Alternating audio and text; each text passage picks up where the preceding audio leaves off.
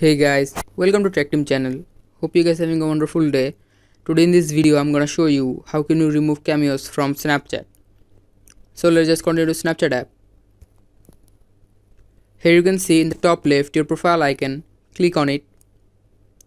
Now you can see in the top right the settings icon. Click on the settings icon.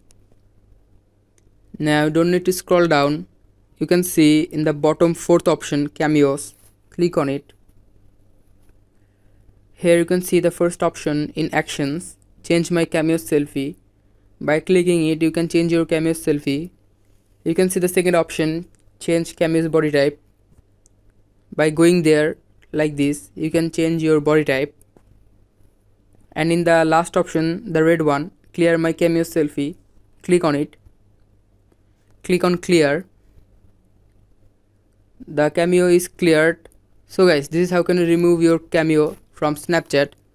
Hope you find this video helpful. If you find this video helpful, then give a thumbs up and don't forget to subscribe the channel.